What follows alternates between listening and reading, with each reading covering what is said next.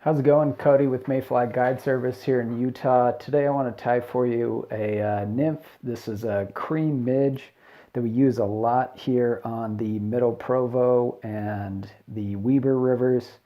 Really simple, easy fly to start out when you're just getting into tying, and again, it catches a lot of fish. So what you'll need today, this size 16 nymph hook. I have camel thread in 6/0, and you will need this tan flexi-floss material and a black Sharpie marker. So we'll start out by putting our size 16 hook in the vise.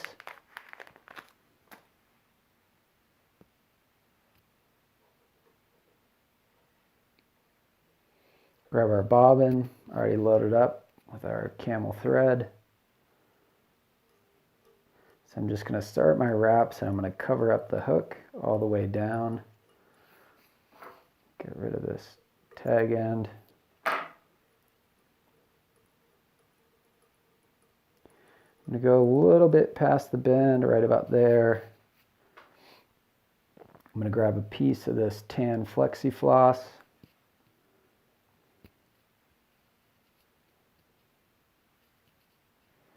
Now I'm going to tie just the tip of that in.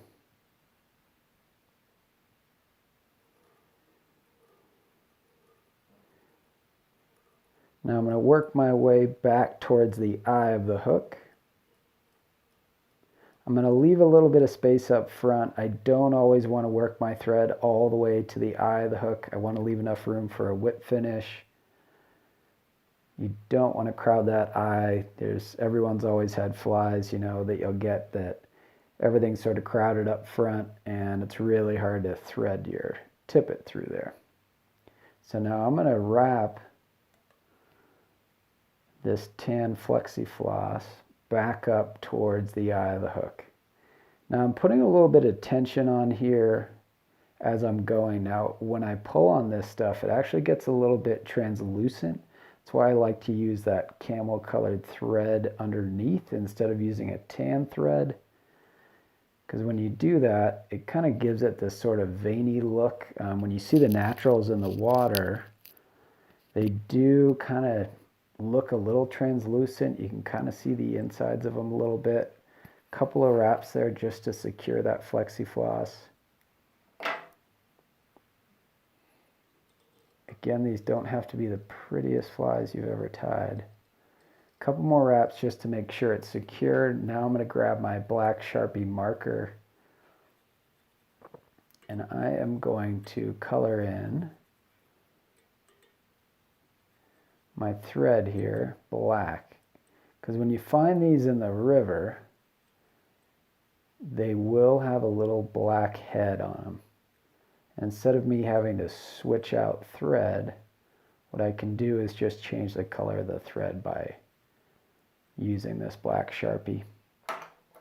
Grab your whip finishing tool. Now I'm going to try and cover up all of my brown thread wraps towards the eye.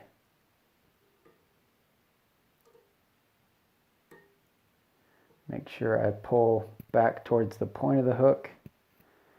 That really secures those whip finishing wraps. Snip off my extra, and that's it. You can pump a bunch of these out. If you sit at the bench for an hour, you can put out 20 of these things, and you're probably pretty good for the season. Really simple fly, and happy tying.